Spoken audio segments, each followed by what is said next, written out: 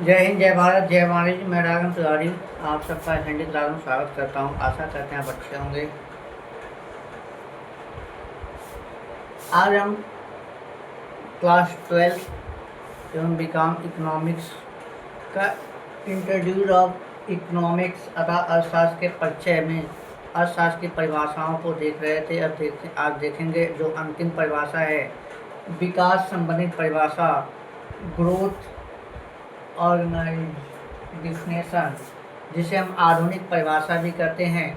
इसी चैनल के वीडियो में हमने धन संबंधित परिभाषा, भौतिक कल्याण संबंधित परिभाषा और क्या कहते हैं सीमितता या दुर्लभता संबंधित परिभाषा को हमने देखा है।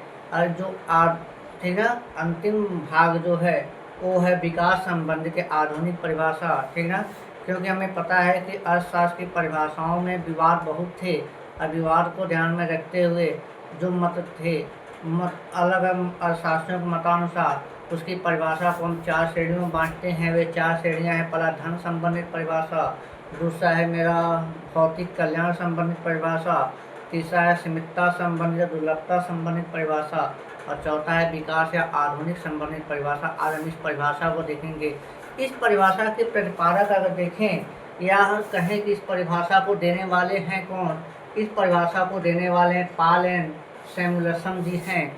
वे इस परिभाषा के अंतर्गत ये बता रहे हैं कि जो व्यक्ति है अपनी भौतिक आवश्यकताओं और सीमित साधनों के बीच में सामंजस्य करते हुए भविष्य की कल्पना को ध्यान में रखते हुए अपने जीवन निर्वाह किस तरह करेगा, इस कला को सीखने या इस कला को बताने का जो विज्ञान है वही क्या कहलाता है, अर्थशास्त्र कहलाता है। आइए इनकी परिभाषा को हम लिखते हैं और उसके बाद इनकी परिभाषा की तरफ ध्यान देते हैं। देखिए इनकी परिभाषा कहता क्या है। इनके अनुसार परिभाषा कहता है अर्थशास्त्र इस बात का अध्ययन करता है कि अर्थशास्त्र इस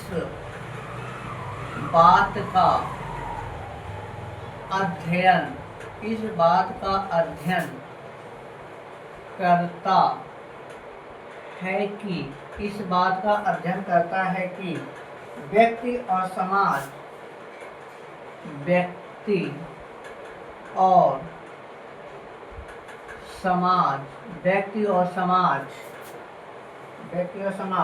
अनेक प्रयोग में आ सकने वाले अनेक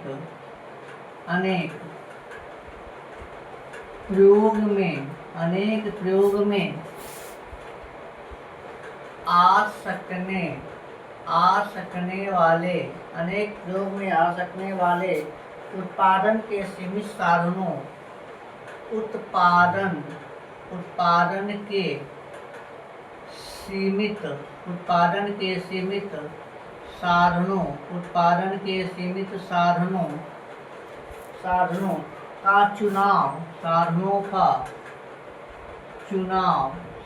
का चुनाव एक समयावधि में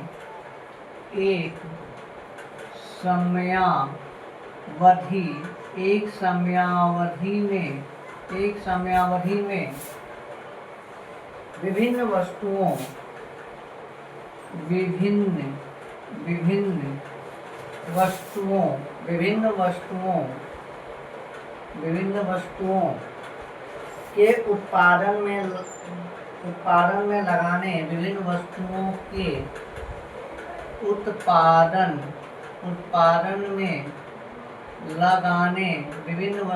के उत्पादन में लगाने और उनको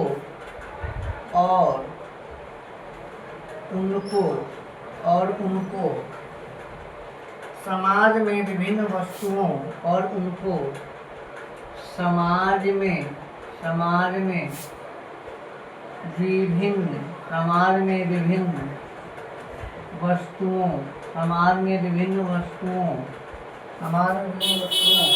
और समूहों में उपभोग और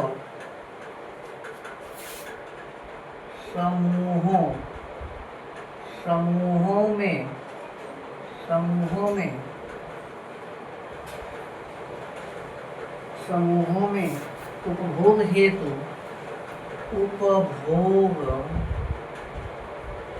उपभोग उपभोग हेतु वर्तमान व भविष्य में बांटने के लिए वर्तमान एवं भविष्य में वर्तमान एवं भविष्य में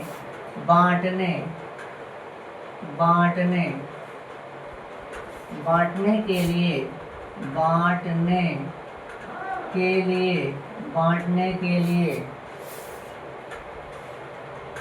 किस प्रकार करते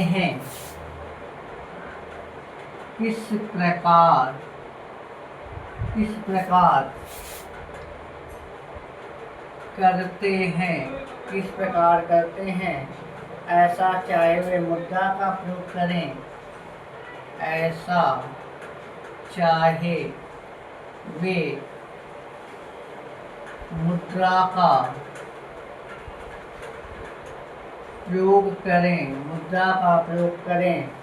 अथवा इसके बिना करें।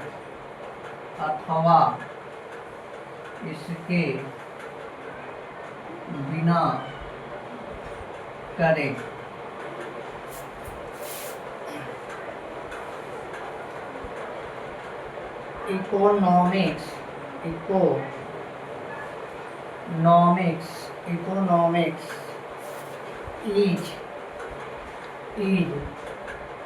The study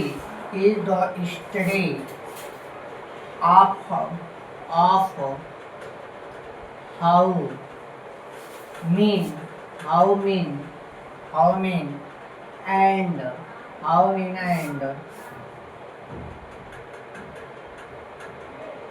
society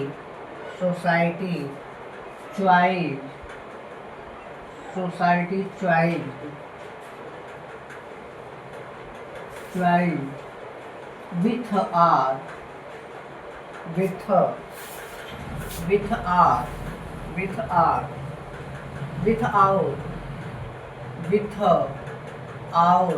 without the used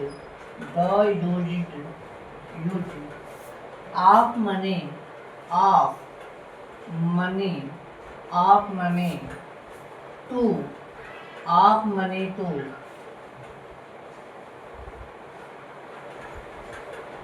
employ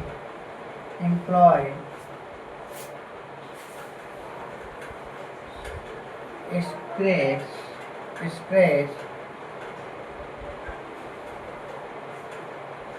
productive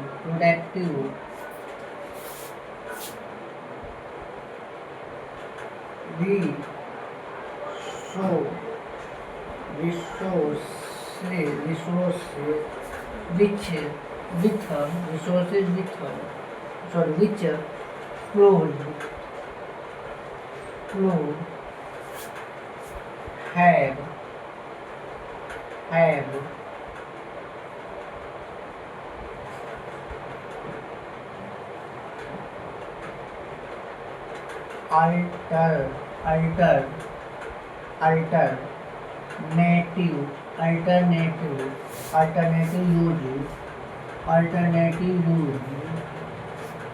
alternative use to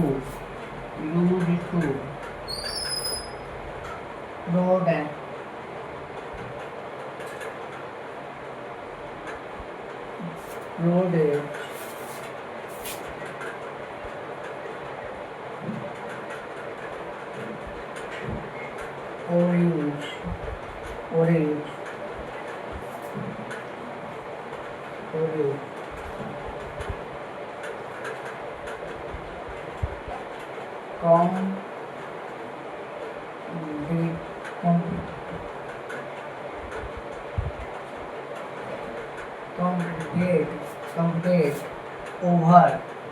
complete over time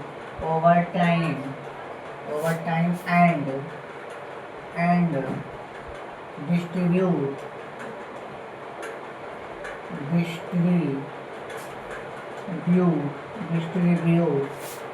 them for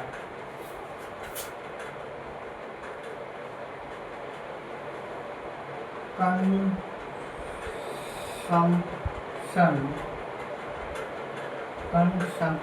consumption now now and now and in future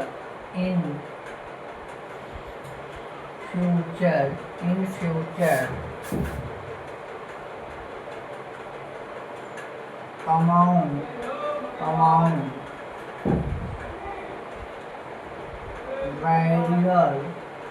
various people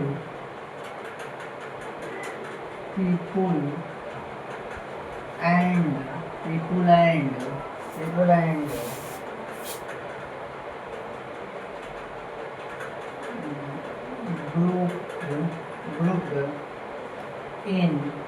grouped in societies. ये प्रोफेसर पॉल एंड सैमुएल्सन की परिभाषा है। अब इस परिभाषा की तरफ थोड़ा इंगित करते हैं। परिभाषा देखिए क्या कह रहा है। परिभाषा कह रहा है कि अर्थशास्त्र इस बात का अध्ययन करता है कि व्यक्ति और समाज अनेक प्रयोगों में आ सकने वाले उत्पादन के सीमित साधनों का चुनाव एक समयावधि में विभिन्न वस्तुओं के उत्पादन में लगाने व उनको समाज के विभिन्न वस्तुओं और समूहों में उपभोग हेतु वर्तमान एवं भविष्य में बांटने के लिए किस प्रकार करते हैं, ऐसा चाहे वे मुद्रा में प्रयोग करें अथवा इसके बिना करें। कहने का मतलब ये है कि हमें पता है कि मनुष्य एक ऐसा प्राणी है जिसकी आवश्यकताएं क्या होती हैं, अनंत होती हैं। कहने का मतलब सीधा सीधा आवश्यकताएं अनंत होती हैं, साधन सीमित होता है।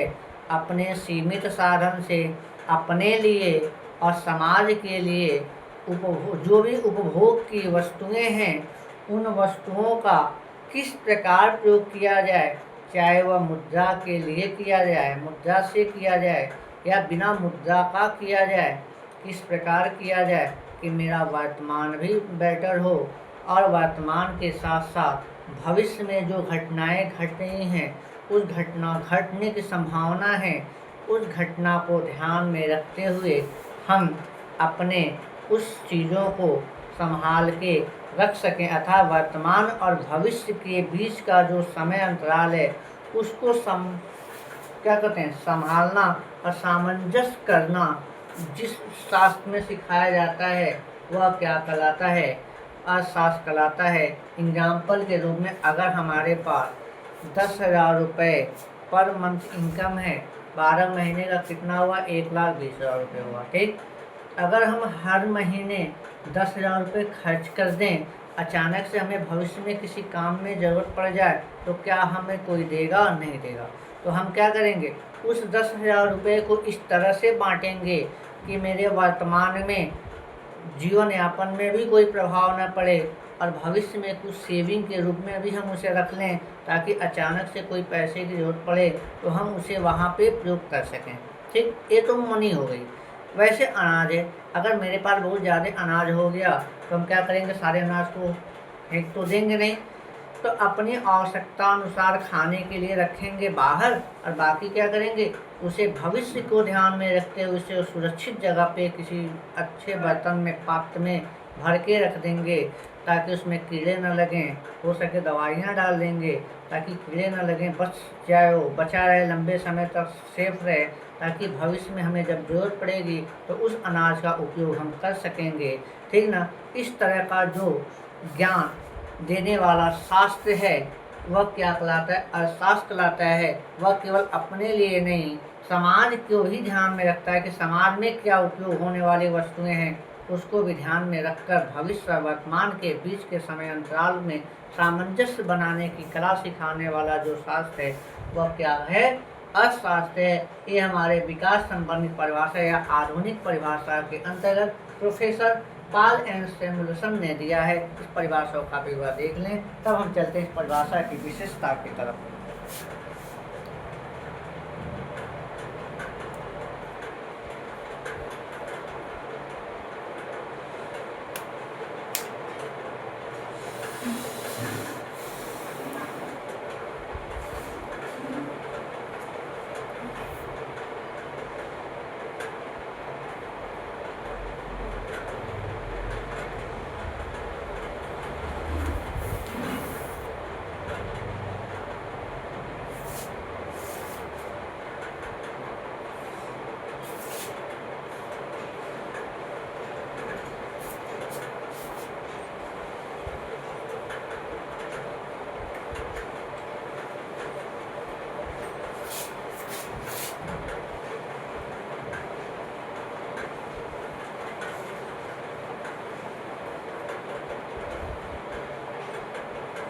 प्रोफेसर पॉल ए सैमुअल्सन के परिभाषा की विशेषताएं की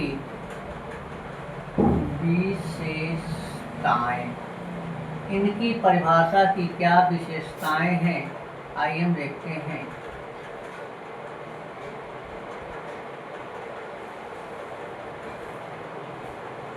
इनकी परिभाषा की विशेषता हम देखते हैं। इनकी परिभाषा की विशेषता क्या है।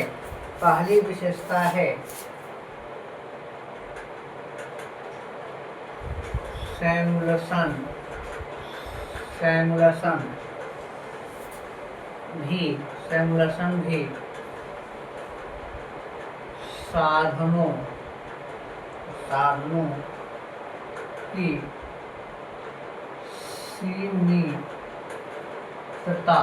सीमितता साधनों की सीमितता के कारण मानव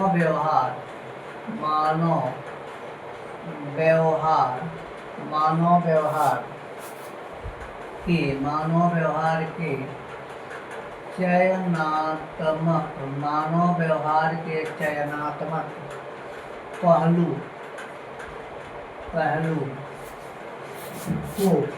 पहलू को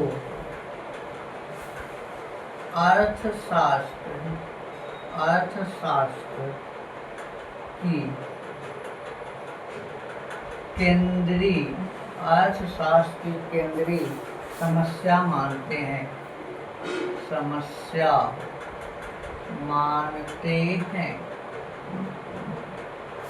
इनकी दूसरी विशेषता है विभिन्न प्रकार की आवश्यकताओं को विभिन्न प्रकार की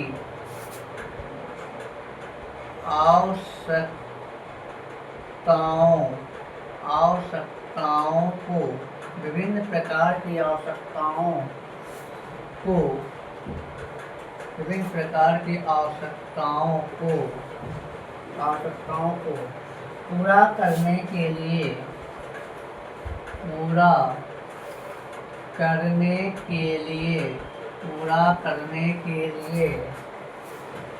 उपलब्ध साधनों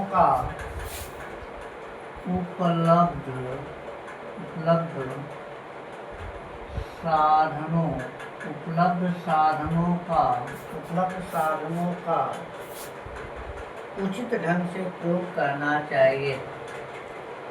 उचित ढंग से प्रयोग करना चाहिए। तीसरी विशेषता है अर्थशास्त्र का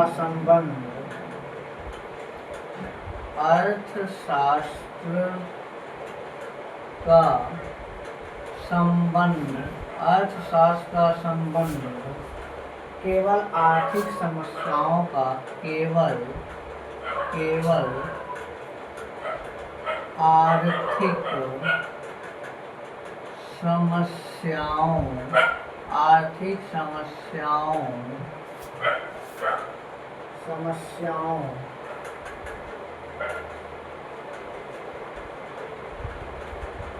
समस्याओं का प्रकटीकरण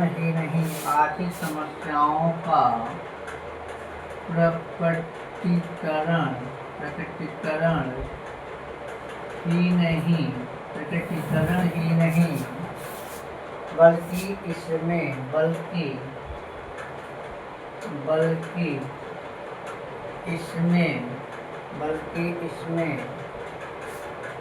इनके समाधान के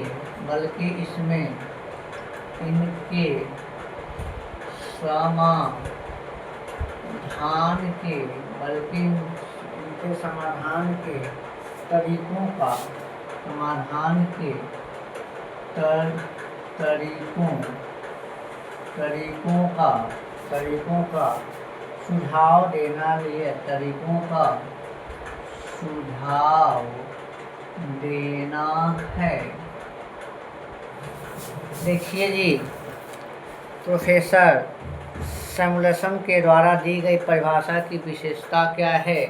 उनकी विशेषता में सबसे पहली विशेषता यह है, सिमुलेशन भी साधनों की सीमितता के कारण मानव व्यवहार के चयनात्मक पहलू को अशास्त्रीय केंद्रीय समस्या मानते हैं। कहने का मतलब ये है कि इन्होंने भी माना है कि आवश्यकताएं क्या होती हैं, अनंत होती हैं, और जो साधन होते हैं सीमित होते हैं। अपने सीमित साधनों से अपनी आवश्यकता को पूरा करने के लिए मानव का जो व्यवहार होता है वह चयनात्मक होता है, कि मतलब वह किस वस्तु का उपयोग करे कि उसकी आवश्यकता भी पूरा हो जाए और उसे कोई आर्थिक संकट का सामना भी न करना पड़े। जैसे एग्जाम्पल आपको बताए थे इसी चैनल के जो सीमितता संबंधित परिभाषा है, उसमें बताया कि अगर हमें बहुत जोरों से क्या लगी हो, भूख लगी हो, हमें क्या लगी हो, भूख लगी हो, और भूख लगी हो, भूख के लिए हमें क्या चाहिए, भोजन चाहिए। हमें क्या चाहिए, भोजन चाहिए। भोजन की वैरायटी भी बांट लेते हैं, आइए कई तरह में। भोजन की वैरायटी में शाही भोजन में चले गए, मान लीजिए 500 रुपये थाली की भोजन हो। मान लीजिए मेरे पास 200 रुपये थाली की भोजन हो। मान लेते हैं मेरे पास 100 रुपये थाली की भोजन हो। मान लेते हैं मेरे पास 90 रुपये थाली की भी भोजन हो। और मान लेते हैं मेरे पास हो सकता है छोला भटूरा हम सस्ते में खा लें तो 50 रुपये थाली में भी हम हाफ चावल जो ठेले पे मिल जाते हैं खाने के लिए, उससे भी काम चला सकते हैं। लिट्टी चोखा खा सकते हैं। बिहारी हैं, यूपी वाले हैं तो लिट्टी चोखा तो वही चल जाएगा मार्केट में। रात काटने के लिए, दिन काटने के लिए अगर सफ़र में हैं तो काम चल जाएगा। अगर जम्मू में हैं तो वहाँ के लिए राजमा चावल चल जाएगा, किसी तरह भी जीवन यापन हो जाएगा। भाई रात काटना है, 2 रात 1 रात काट सकते हैं, बस रहते मेरे पास इनकम, मेरे पास पैसे कितने, मात्र 500 रुपये। अब बता दीजिए, साधन हमने सीमित कर दिया, हमें भूख लगी, इतनी वैरायटियाँ भोजन की रख दिए, इतने रुपए थाली 500, 200, 100, 90, 50 के रख दिए, और मेरे पास मात्र 500 रुपये है। छोड़िए हम नहीं बहुत लंबे टूर पे हैं, हम लोकल में ही कहीं ऐसे जगह पे हैं जहाँ हमें इसी 500 में हमें अपने घर तक भी आना है और इसी 500 में अपने भूख को भी शांत करना है। तो बताइए क्या हम 500 रुपये थाली का भोजन करेंगे? नहीं कर सकते। 500 का भोजन कर लेंगे तो आएंगे कैसे? कौन हमें मुफ्त में लेके आएगा? नहीं आएगा। 200 का करें तो 300 बचेगा, समझ में आता है। लेकिन हो सकता है यात्रा में कहीं किराया अधिक या कम हो सकता है, तो अधिक हो गया तो कौन हमें देगा? यात्रा में नहीं दे सकता। हो सकता है हम इसे भी कैंसिल करें। हम आते हैं 100 रुपये वाले पे। भूख ही शांत करना है, भूख को शांत करके उसके बाद अपनी यात्रा को आगे बढ़ाना है, घर की ओर वापसी लेना है, तो हम घर भी कर बढ़ेंगे। हो सकता है हम इसका चयन कर लें, भूख शांत कर लें, 100 रुपये थाली का भोजन करें, कोई दिक्कत नहीं है। लेकिन हो सकता है कि हमें अचानक से भोजन करने के बाद कुछ देर बाद प्यास लगे, पानी की जरूरत पड़े, तो मेरे पास पैसे कम हो जाएंगे, बचेगा 400, मेरे पास 400। तो अब बताइए हमें क्या करना है? अब हम कोशिश करेंगे 90 रुपये पे आएंगे। चलिए और कम कर लेते हैं, 90 रुपये पे आ जाए। ठीक, मान लीजिए हमारे स्टैंडर्ड को ये नहीं देता, ये ठेले पे सड़क पे खड़ा होकर खाना नहीं देता, 90 पे आ सकते हैं। 90 रुपये थाली में क्या मिलता है? अगर नॉर्मल तरीके में चले जाएँ, हम अपनी सिटी के बारे में बताते हैं, गोरखपुर या बस्ती को सिटी में चले जाएँ, 90 रुपये की थाली में आपका क्या करते हैं, 2 या 3 रोटी है, चावल है, 2 सब्जी है, और बाकी प्याज सलाद के रूप में 2 दे देते हैं। अच्छा, यही है। तो हम क्या करेंगे, 90 रुपये थाली के भोजन को एफर्ट करेंगे, इसको खाने की कोशिश करेंगे, चलो 90 रुपये थाली में खाएंगे, तो मेरे पास क्या बचेगा बता दो? 410 रुपये बचा। इस 410 रुपये में हम क्या करते हैं, अगर चाहें तो 10 रुपये वाले बॉटल का पानी भी ले सकते हैं। मेरे पास 400 बचा। अरे भैया, एक बॉटल पानी पी लेंगे खाने के कुछ देर बाद, उसके बाद कहीं बढ़िया ठंडा पानी मिल रहा होगा तो 5 रुपये 2 रुपये का भरवा लेंगे, और नहीं मिला तो भर लेंगे। कैसे भी आम आदमी की ज़िंदगी यही है एक आम आदमी की ज़िंदगी क्या है, ऐसे ही चलता है। तो हमने भर लिया, अब 400 बचा, अभी 400 में हम चाहें तो घर भी आ जाएंगे आराम से, हो सके तो मेरे पास कुछ बच भी जाए। अगर लोकल से आना हो, तो जाहिर है कितना किराया होगा। अगर बाई ट्रेन आते हैं तो बहुत किराया होगा। तो मान लीजिए अगर 70-80 किलोमीटर का रेंज है तो समथिंग मेरा क्या कहते हैं, ट्रेन का एक्सप्रेस का समथिंग मेरा 45 रुपये या सुपर फास्ट का 55 रुपये, ये सब ट्रेन रेंज है, ठीक ना। एक पैसेंजर चल रही हो तो भैया यूपी बिहार वालों की बात ही छोड़ दीजिए, क्या करते हैं वैसे घुस जाएंगे पैसेंजर में, या तो बहुत ईमानदार है तो 20 रुपये 30 रुपये का टिकट कटा के आ जाएंगे। तो मतलब समथिंग मेरा पैसा चल गया। अब इस भोजन को, अपनी भूख को मिटाने के लिए हमने क्या किया, अपने व्यवहार को देखा, अपने व्यवहार के हिसाब से हमने खर्च किया, उस हिसाब से हमने घर तक आए। अर्थात सीमितता संबंधित परिभाषा में भी मानव व्यवहार को चयनात्मक रूप में दिखाया गया था, और यहाँ भी साधनों को सीमित बताते हुए मानव व्यवहार को चयनात्मक पहलू से जोड़ा गया है। ये इनकी परिभाषा की पहली विशेषता है। आया समझ में। दूसरी विशेषता है विभिन्न प्रकार की आवश्यकताओं को पूरा करने के लिए उपलब्ध साधनों को उचित ढंग से प्रयोग करना चाहिए। सैमुएल्सन ने परिभाषा में अपनी दूसरी विशेषता दिया है कि विभिन्न प्रकार की आवश्यकताओं को पूरा करने के लिए उपलब्ध साधनों का उचित ढंग से प्रयोग करना चाहिए। अभी बोले यहाँ भूख लगी, भोजन, और प्लस घर आना है, यात्रा, ठीक ना। दो आवश्यकताएं हैं, साधन मेरे पास मात्र 500 रुपये हैं, हम किस तरह से खर्च करें कि हमारी आवश्यकताएं पूरी हो जाएं, इस बात पे ध्यान दिया है सैमुएल्सन ने अपनी परिभाषा में कहा, समझाया। तीसरी विशेषता है कि अर्थशास्त्र का संबंध केवल आर्थिक समस्याओं का प्रकटीकरण ही नहीं है, बल्कि इसमें इसके साधन के तरीकों का सुझाव देना भी है।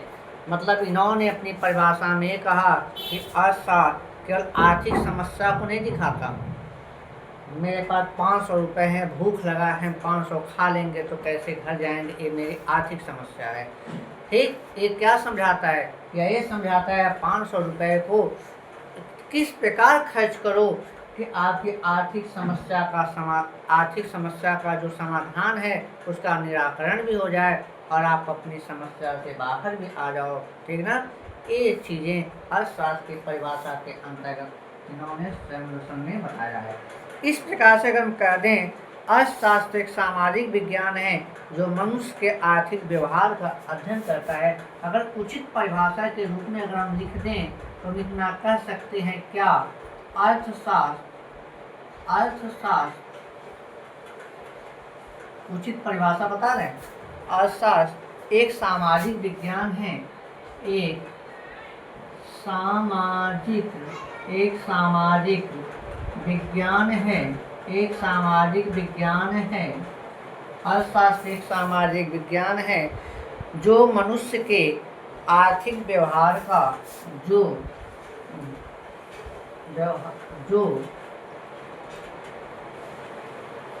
मनुष्य के आर्थिक व्यवहार का अध्ययन करता है। इस परिभाषा के अंतर्गत इतनी परिभाषाओं को देखने के बाद हम इतना कर सकते हैं कि अर्थशास्त्र क्या है, एक सामाजिक विज्ञान है जो मनुष्य के आर्थिक व्यवहार का अध्ययन करता है। आशा करते हैं अर्थशास्त्र की परिभाषा आपको समझ में आई होगी, विशेषताएं भी समझ में आया होगा, ठीक। अगले वीडियो में अगले टॉपिक के साथ मिलते हैं, तब तक के लिए जय हिंद, जय भारत, जय वाणिज्य।